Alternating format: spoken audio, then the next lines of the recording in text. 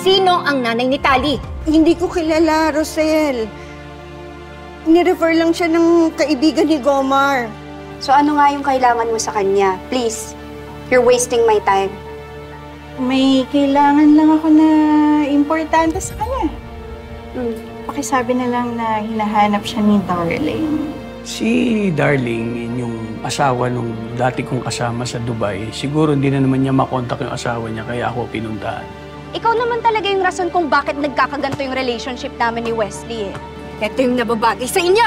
Ay! Aray! Pare, yung kapatid mo nakikipag-away sa gym! Alam mo, ikaw epal ka talaga eh. Janitor ka lang naman. Huwag na natin yung patulan. Mamaya dumating pa yung prof tayo pa mo yung mapagalitan eh. Ako na po ang humingi ng sorry.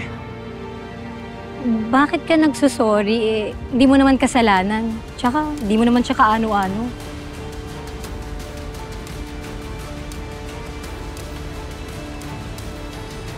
Do you want me to talk to the dean? I have connections in your school. Chito, no need. Away, bata lang naman yan. Besides, Belle is old enough to handle this kind of stuff. Pero nasaktan si Belle. That was bullying. Naku, wag na po. Ayoko pong palakihin ng issue eh. Tsaka, ayoko rin lumabas yung totoong rason kung ba't nangyari to.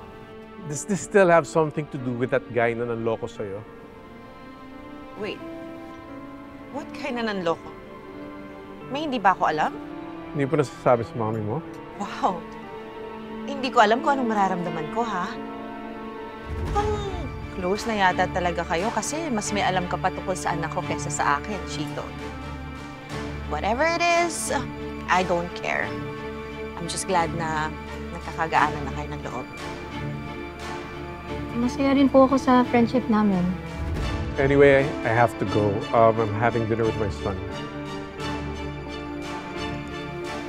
All right.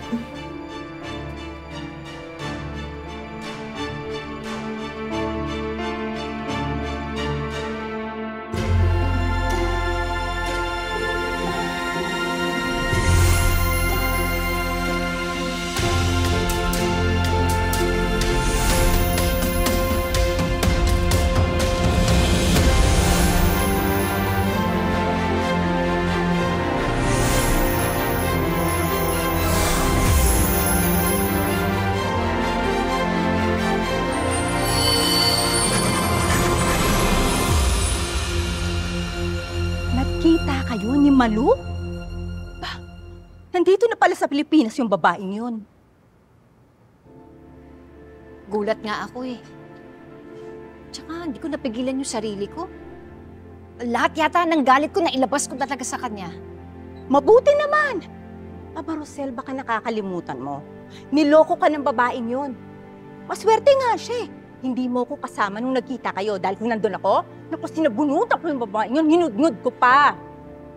Kaya iwasan mo yung babaeng yun, ha? Naku, Rosel, iwasan mo yun. Sabi ko na naman sa kanya lahat ng gusto kong sabihin eh. Kaya wala nang rason para mag-usap pa kaming dalawa. Pwera na lang kung may mga naaalala siya. Katulad na lang kung naaalala niya kung sino ba talaga yung tunay na nanay ni Tali. Oo, Manang. Babalik na ako dyan sa mansyon. Oo, mamaya. Sinusulit ko lang naman yung day off ko eh. Oo na nga, Manang. Mamaya, babalik na ako. Sinasabi ko nang magkikita rin tayo eh. Pinuntahan ko yung kakilala natin. Sabi niya, doon ka daw natulog at dito ka daw pupunta. Wala niya? Ano ba yan? Kailangan pa ba? Ang ayos-ayos na ng buhay ninyong mag-ina. Ang ganda-ganda ng kalagayan ni Tali sa piling mo. Bakit guguluhin mo pa? At saka, halimbawa ha, magpakita yung nanay ni Tali. At kunin sa'yo yung bata. O ano, papayag ka ba? Ibibigay mo ba sa kanya? Siyempre hindi. O yun lang pala eh. Ako nagpalaki, ako nag-aruga kay Tali. Tsaka, minahal ko siya ng parang sa akin. Kahit di ko man siya kadugo, mahal na mahal ko talaga si Tali. Siyempre, parang pakiramdam ko, nanggaling talaga sa akin si Tali. Hindi na pwedeng kunin yung anak ko, no? Kaya nga. Kamusta, Malu? Long time no see, ah. Anong kailangan mo? Isa lang naman ang gusto kong malaman.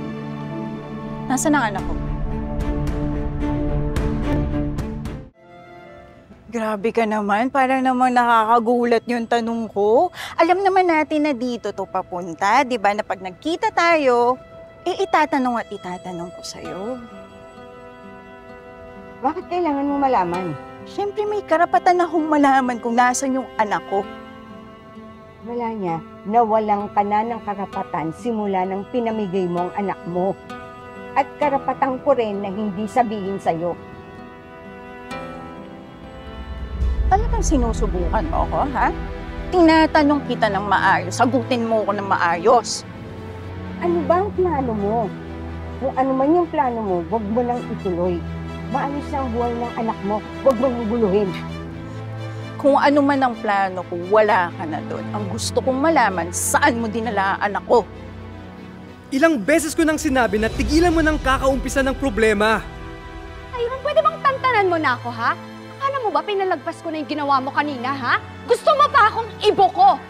Wala ka na talagang ginawa sa buhay ko, kundi ang buwisitin ako! Tali, kung nagtitino ka lang, hindi kita papakialaman. Di mo ba naisip kung ano mararamdaman ni nanay kung mapatawag ka? Talagang pinag-iinit mo yung ulo ko, ha? Ha?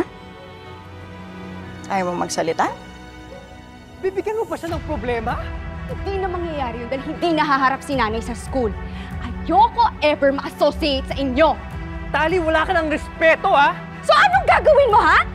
Sasaktan mo ako? May kakilala ko na pwedeng nakakaalam. O basta maluwa, iwan ko sa'yo ito paglabas nito.